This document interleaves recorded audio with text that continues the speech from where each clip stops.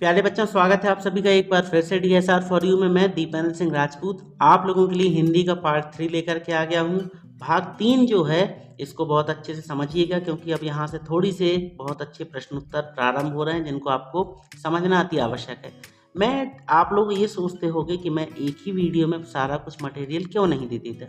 बच्चों, अगर आप लोगों को 5 दिन खाना ना मिले और 6वें दिन खाना मिले, बाय द वे की बात कर रहे हैं, और एक बच्चा मान लो प्रतिदिन 4 रोटी खाता है, तो क्या ऐसा हो सकता है कि 6वें दिन आप सीधे सीधे 24 रोटी खाओ? ये तो होता नहीं है। तो जब बच्चों हम खाना एक साथ नहीं खाते तो पढ़ाई भी ऐसे नहीं की जाती है। पढ़ाई करने का भी एक सलीका होता है। थोड़ा थोड़ा पढ़ें, दिल लगा के पढ़ें, मन लगा के पढ़ें।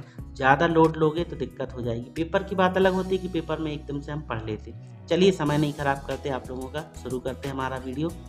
एक शब्द में उत्तर की बात कर रहे हैं तो पहला प्रश्न है, सूरदास भक्ति काल की किस शाखा के कवि हैं? तो मैंने आप लोगों को भक्ति काल का वर्णन किया है पहले वीडियो में, वहां आप जाके भक्ति काल को देख सकते हैं। भक्ति काल की कितनी शाखाएं होती हैं, कौन सा कवि किस शाखा का है, मैं यहाँ आपको बता दूं। सूरदास भक्ति काल की कृष्ण भक्ति शाखा के कवि हैं। कृष्ण भक्ति शाखा, ये उत्तर आप देख लीजिएगा। कृष्ण भक्ति शाखा के ये प्रतिनिधि कवि कहलाते हैं। दूसरा, गोपियों के अनुसार राजा का क्या धर्म है? तो गोपियां भगवान कृष्ण के वियोग में दुखी हो रही थीं और कृष्ण को पाने के लिए जतन से उन्होंने प्रयास किए कई प्रकार से। लास्ट में वो उलाहना देते हुए, उलाहना मतलब कि सुनाते हुए वो कहती हैं उद्धव जी को कि राजा का धर्म होता है प्रजा को ना सताए। राजा का धर्म क्या है कि प्रजा का हित ही उसका धर्म होना चाहिए, इसलिए कृष्ण को लौट के आना चाहिए। तो क्या लिखोगे आप इसमें उत्तर? गोपियों के अनुसार राजा का धर्म क्या है? प्रजा का हित करना, या प्रजा को के बारे में ही प्रजा का जितना अच्छा हो सके उतना करे। अभी लास्ट में उत्तर भी मैं आपको बता दूंगा। तीसरा है सूर सारावली। तो सूरदास जी की रचनाओं में याद रखिएगा सूर शब्द मिलता है, सूर सागर, सूर सारावली, इस टाइप से। और या फिर साहित्य लहरी में सा मिला है तो वो भी सूरदास की रचना है। ये कवि का नाम क्या है? सूरदास। चौथा है क्षितिज भाग 2 में संग्रहित सूर्य के 4 पद कहाँ से लिए गए हैं? तो ये बच्चों, ये पद सूर सागर के भ्रमर गीत से लिए गए। याद करिएगा, इसको ज़्यादा समझा नहीं पाऊंगा। भ्रमर गीत जो उनका एक प्रकार से रचना है उससे लिए गए हैं, ठीक है। पांचवा है, गोपियों ने भ्रमर के बहाने किस पर व्यंग बाण छोड़े? तो भ्रमर, यहाँ पे भ्रमर कर लीजिएगा। भ्रमर मतलब होता है भंवरा। भ्रमर मतलब क्या होता है? ये भ्रमर है, यहाँ भ्रमर कर लीजिए। भ्रमर मतलब भंवरा। तो कृष्ण जी को जब उलाहना दे रहे थे, मतलब कि गोपियाँ जो हैं वो उद्धव को उलाहना दे रही थी, तो गोपियों ने उद्धव के लिए ही व्यंग बाण कहा है। तो ये गोपियों ने भ्रमर के बहाने किस पर व्यंग बाण छोड़े हैं? तो उद्धव जी पर। आपने अगर मेरे पुराने वीडियो नहीं देखे, पहले और दूसरे भाग इसके, तो जरूर देख लें, आपकी तैयारी हो जाएगी उससे, विश्वास मानिए। छठवा है, राम लक्ष्मण परशुराम संवाद रामचरित के किस कांड से लिया गया है? रामचरितमानस के। तो बच्चों, ये बालकांड से लिया गया है। गोस्वामी तुलसीदास जी की मृत्यु कहाँ हुई थी? तो ये काशी में हुई थी। 8वां है, सीता स्वयंवर में राम लक्ष्मण किसके साथ आए थे? तो वो आए थे अपने गुरु विश्वामित्र जी के साथ। 9वां है, बालकु बोले बधी नहीं तो ही। देखिए बार बार रिपीट हो रहा है, तो यहाँ पे कौन सा अलंकार होगा? अनुप्रास अलंकार। 10वां है, उंगली दिखाने से कौन मुरझा जाता है? तो बच्चों, उंगली मनुष्य के शरीर की जो ये होती है इंडेक्स फिंगर, आपकी इंडेक्स फिंगर होती है जो अपने हाथ में, इंडेक्स फिंगर जो पहले नंबर की उंगली होती है बच्चों, इसमें कहते हैं कि अग्नि तत्व का विराजमान होता है। अग्नि तत्व इसलिए कहा जाता है कि जब भी कभी आपकी लड़ाई झगड़ा हो जाए तो बेटा उंगली दिखा के बात नहीं करनी चाहिए, क्योंकि वहाँ पे अगर वो लड़ाई थोड़ी सी बात में ख़त्म हो जाती तो फिर ऐसा नहीं होगा, वो बहुत ज़्यादा बढ़ जाएगी। उंगली दिखाना से क्या होता है? सामने वाले के शरीर में अग्नि तत्व प्रविष्ट हो जाता है, कहते हैं ऐसा, हमने पढ़ा लिखा है कहीं पे, इसलिए आपको बता रहे हैं। अब ये उंगली दिखाने की अग्नि तत्व की बात का मैं प्रमाण ऐसे दे सकता हूँ। इस प्रश्न में देखें, उंगली दिखाने से कौन मुरझा जाता है? तो बच्चों, ये मुरझा जाता है कुम्हड़े का फूल। कुम्हड़ा होता है जो, उसका फूल मुरझा जाता है। सोचिए, इतनी तेज गर्मी रहती है उंगली में, उससे अग्नि तत्व निकलता है और वो कुम्हड़े के फूल को मुरझा देता है। 11वां है, कवि प्रसाद जी ने अपने किस स्वभाव को दोष नहीं देना चाहते? तो जो कवि जयशंकर प्रसाद थे बच्चों, वो एक सरल स्वभाव के व्यक्ति थे और अपने वो सरल स्वभाव को दोष नहीं देना चाहते हैं। 12वां है, मुरझाकर गिर रही पत्तियां किसका प्रतीक हैं? तो मुरझाकर गिर रही पत्तियां मतलब पत्तियां कब गिरती हैं बच्चों बेटा मुरझाकर? जब वो सूख जाती हैं, मतलब वो अपनी ज़िंदगी से हार जाती, निराश हो जाती हैं। तो ये किसका प्रतीक है बच्चों? ये निराशा का। 13वां है, आत्मकथ्य कविता में किस पक्ष की अभिव्यक्ति हुई है? तो बच्चों आत्मकथ्य कविता में जीवन के यथार्थ एवं अभाव पक्ष की अभिव्यक्ति हुई है। ये हो गए बच्चों यहाँ पे 13 प्रश्न तक हो गए। इन 13 प्रश्नों का उत्तर मैं यहाँ आप लोगों को बता दे रहा हूँ। 13 प्रश्न के आपको सीधे सीधे एक स्क्रीनशॉट दे रहा हूँ। तो 13 के 13 प्रश्नों के उत्तर इसमें दिए हुए हैं, आप मिला लीजिए। ठीक है, देख लें आप लोग। फिर बात करते हैं अब हम 14वें प्रश्न से। 14वां प्रश्न है, प्रेयसी के कपोलों की लालिमा की तुलना किससे की गई है? प्रेयसी मतलब प्रियतमा, मतलब हम अपनी शुद्ध हिंदी में बात करें तो प्रियतमा और प्रेमिका ये वर्ड होते हैं। तो प्रेयसी के कपोलों की लालिमा की तुलना किससे की गई है?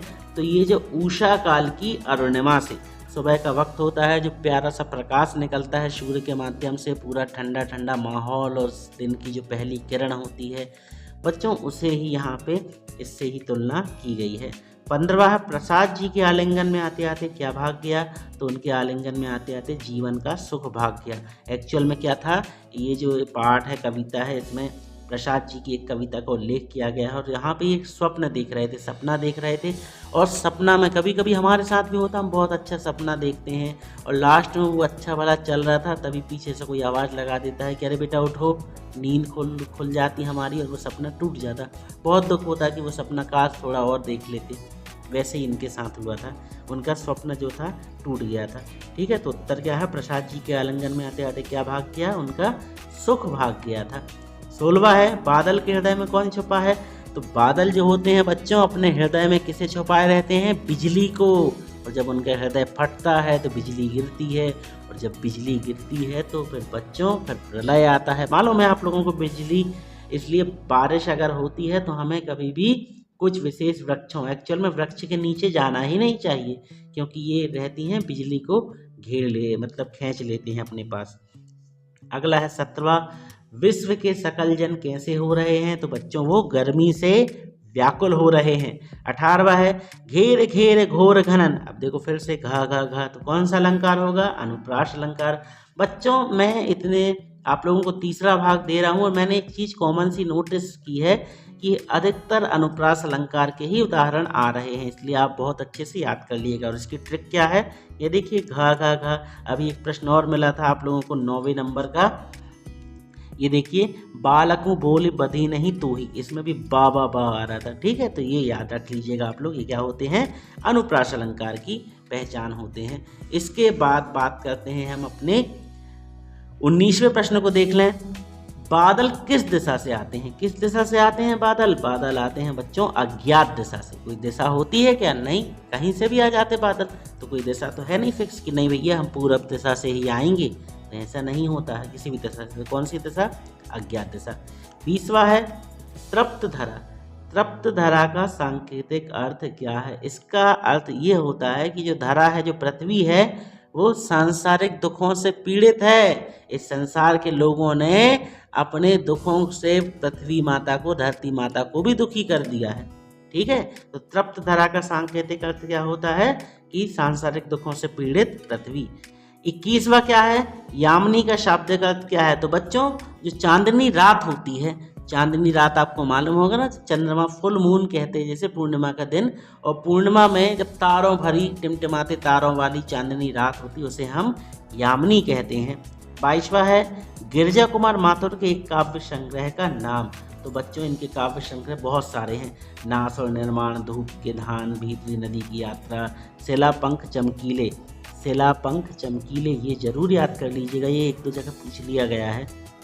23वां है, गिरिजा कुमार माथुर किस मिजाज के कवि हैं? तो किस मिजाज के कवि हैं? तो ये रोमानी मिजाज के कवि हैं। इनकी जो रचनाएं होती हैं ये मनुष्य के शरीर के इर्द गिर्द ही बुनी जाती हैं, जैसे छाया मत छूना इनकी प्रमुख रचना है, ये पूछी भी गई है, आप लोग इसको पढ़ लीजिएगा। 24वां है, कन्यादान पाठ में माँ बेटी को कौन सा पाठ पढ़ाना चाहती है?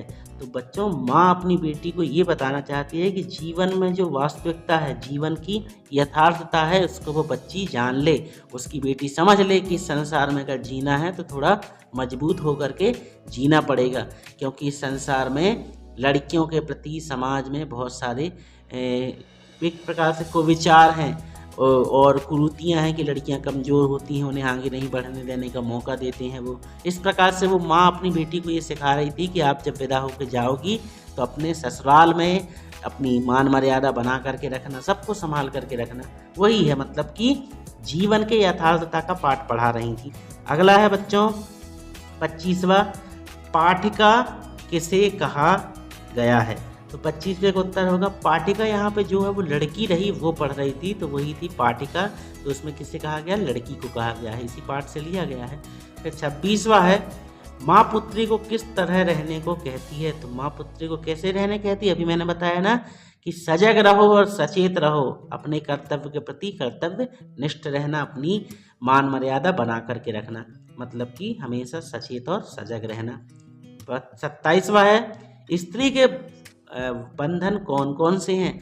तो बच्चों, एक नारी का जो सबसे बड़ा आभूषण होता है उसके वस्त्र होते हैं, और उसके एक नारी का सबसे बड़ा बंधन कौन होता है? उसके वस्त्र और उसके आभूषण। बिना वस्त्रों और आभूषण के नारी की सुंदरता फीकी लगती है। तो यहाँ पे यही उत्तर है, लिख लीजिएगा, वस्त्र और आभूषण। 28वां है, कवि ऋतुराज ने धुंधले प्रकाश की पीतिका किसे कहा है? तो किसे कहा है बच्चों? ये कहा है बेटी को।